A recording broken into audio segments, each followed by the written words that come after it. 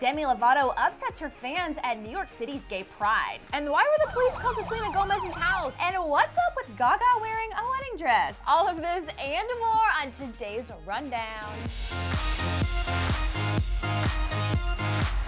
Yeah, it is a Wednesday on DHR. Welcome back to the show. My friends, Ersty here holding it down. And because it's Wednesday, there's some weirdness happening later in the show. Oh yeah, there is. Super weird. But first, Erin's gonna get us caught up on Demi going political. Yes, Demi Lovato went super political at her performance at New York City's gay pride this past weekend. Now, Demi is not one to shy away from talking about how she feels about things. But in this particular performance, she brought on stage someone dressed up like Vladimir Putin as a special guest. Now, just to give you some backstory on this, Vladimir Putin is the president of Russia, and he also has been known to not be supportive of homosexual rights. And of course, Demi Lovato is like so pro-LGBT everything. Her grandfather came out in the 60s being gay. So she's a huge supporter of that community. And I think to make a statement, Demi Lovato did this. You know, we're so lucky to live in a country where we can be free. Unfortunately, there are leaders in other countries who are dicks about that. You guys know who Vladimir Putin is, right? Well, let's see if we can change his mind. Okay, definitely a statement. Very big statement. I love the Star Wars music though for dramatic effect. I do have to say I do love that part of this. Star Wars again! Yes, I love it. Okay, so Demi also brought on stage a couple of backup dancers during her performance of Really Don't Care. And during the performance, one of the backup singers who was naked had this mask of Vladimir Putin covering his genitals and made out with another guy. And that photo really is the cause of a lot of internet backlash right now. All the controversy. But I want to know what you think about all of this. Well, it immediately reminds me of Miley Cyrus bringing out a Bill Clinton and Monica Lewinsky lookalike at her concert. She's getting sort of political there.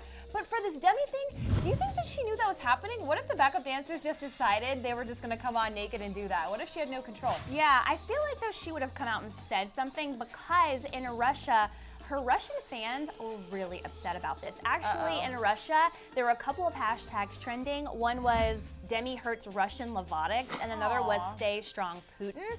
So her Russian Levotics were really upset. So Demi did defend what she did. She tweeted, "I never called anybody a piece of but I did have Putin strutting a rainbow thong. Get your facts straight." She also said, "Yesterday was incredible, so happy, I love you" at New York City Pride. So she clearly didn't really try to defend it. She was like, I did it, that's what I wanted to do, and I'm proud of it, and I don't really care. So I like that she's getting political. Maybe she has a future in Congress. Oh, that's a good idea. But anyway, I hope all of her Russian fans aren't too upset. I hope they forgive her for this. For sure. But yeah, Demi, you may have a future in politics. That's a good idea. All right, my friends, another pop star drama news. Good transition, Erin. The cops were called to Selena Gomez's house again, but no, your dirty little mind. It is not for what you think. It's not because she had another party like she did 2 weeks ago and the cops were called. That's dirty, isn't it? I was like, what was I thinking? That was so dirty. Okay. No, so Sunday night around midnight, Selena had a little scare. She went back to her home in Calabasas and the back door was open, so she thought there might have been a burglar like lurking inside. So she called the cops. They showed up. They found out that there was no one in the house. But okay, you can't blame Selena for taking the precautious side here, because remember when that stalker broke into her house, they got arrested, and then they got out of jail and came back the next day, and then they got arrested, and then they went to a mental institution for 30 days. Well, they could be out now, so this person could have come back. Yeah. So I don't blame her at all. I can't believe she lives by herself. Like, where are the security cameras? Where are the security guards? That's what I was thinking. Where are the fences? Where's the mom? Where's her assistant? Where are her friends? Yeah, I know. You know, it's really hard because everybody knows where celebrities live today. And with all the social media, you tweet where you are constantly. So it's really scary to be a celebrity in this day and age. And also, where was Justin Bieber? Where was he? I think he was in the studio that night, but last night, interestingly, he was hanging out with Nash Greer. You know, that super huge, famous Vine star? Kind of random. But they didn't post any Vines. They just posted an Instagram photo and then this shots photo. So My theory is that Justin was just trying to get Nash to sign up for his app Shots and totally not buying at all. So it was a business move. Yeah, I think it was a business meeting. Go, Beebs, trying to be the big businessman like Hov. Okay, I can see that future. I live for the applause, applause, applause. I live for the applause, applause. Okay. There's your transition. Fantastic. All right, you guys. Did Lady Gaga surprise us in a secret wedding?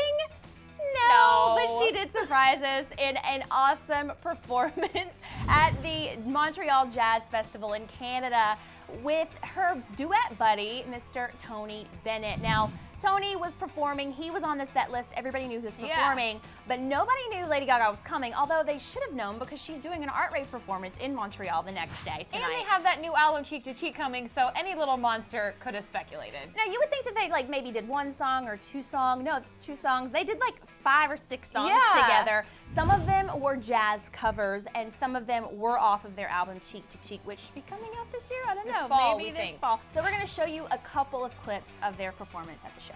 Girls, I knew it's sad and selling great faces with distinct traces that used to be there. You could see where they'd been washed away by jumping through the day. Don't mean a thing if it ain't got my swing. I think Lady Gaga slayed these songs. What do you think? I love it when she does jazz. Every time it's really when her vocals, her pipes really shine because you can hear them. I understand pop music is popular and great and everything, but it doesn't really show off how great of a singer she is. Yeah, I couldn't have said it better myself. Her voice with Tony's voice, it's like it was like meant to be together. I love it when they do really things awesome. together. Lady Gaga was super excited about this performance actually because they did perform a song called Lush Life, which will be on Cheek to Cheek, and she tweeted, "My favorite song ever written, I gotta perform it tonight," written by Billy Strayhorn, Lush Life. So she was super excited about performing. I loved this performance. I cannot wait to hear this album. I know. And what about the wedding dress though? Does that mean maybe she's ready to get married to Taylor Kinney finally, or is this just another Gaga wearing a wedding dress? Because she's done this many times before in London back in 2012. She did a whole week of wedding dresses. If you guys recall, Erin recalls it was her favorite week of 2012. Of course it was. Absolutely. I've got it chronicled in my phone right now. I really don't think this has anything to do with her personal life, but she looked beautiful, very curvaceous. Yeah, she did. It is a weird Wednesday today, and Misty is going to educate us all on a brand new internet meme trend. Hashtag. You know I love me some good hashtags now and yes. again. So yesterday, the U.S. played Belgium in the World Cup, and sadly, spoiler, we lost, taking us out of the World Cup. But one huge internet hero emerged. Goalie Tim Howard, that's our goalie. You know, last time at the Cup, it was Landon Donovan that was like the big hero, but he's not even there anymore. So Tim Howard is a new one. I think he looks like Common, the singer, which is just a random side note. But he set a new record for 16 goals saved during the game. It's the record since 1966. There has not been more than that. Pretty impressive. Yeah, they played with a lot of heart, I have to say. They definitely did. So there's this new hashtag on the internet that everyone are freaking out about, and they love it. It's called hashtag Things Tim Howard Could Save. And there's some really great ones, like he could have saved the Titanic. He could have saved Taylor Swift from Kanye West at the VMAs. He could have saved Janet Jackson's, nip slip at the Super Bowl, and a whole lot of other things. But I'm gonna hand it over to Erin. Because I think we have some things that we want Tim Howard to save. All right, so this is very similar to Kanye's, the sad Kanye hashtag thing. So let me get myself warmed up here. Okay. I think he could save Rihanna's Instagram page. Yeah, where did it go? Because she has so much nakedness, they made her go off Instagram. But I think he can save it.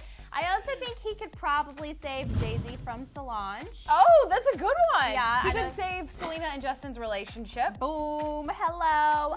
He could save Ariana's ponytail. because it's growing out. Her Yeah, hair's growing she's out. been straying away from the pony. Yeah, okay. Also, he could save Taylor Swift's love life. Oh. Maybe we could ship them together. Bada bing! Bada bing, bada boom. I don't know. Actually, I could see him getting together with Rihanna. Just saying. Yeah. He could bring her back to Instagram that way. Okay. You guys will have to help us out and give us some other things that hashtag things Tim Howard could save. All right, that is it for today's DHR. No! Yeah, I know. No! we'll be back tomorrow. They can see us tomorrow. Don't you fret. But before you go, please don't go yet. We want to know what you think about Lady Gaga's surprise performance and if you're digging the wedding dress look. Oh, yes. Also, please let us know who Tim Howard could save. Or what he could save the world! He can't save our show. It's already too far gone. It's too far gone. Thank you guys so much for watching the Daily Hollywood Rundown. Misty and Aaron, we'll see you back here tomorrow. Adios. Thanks for hanging out with us today on the Daily Hollywood Rundown. Now, don't go before you click that video box right there to catch yesterday's awesome show. And my friends, don't you dare leave again without subscribing. Thanks.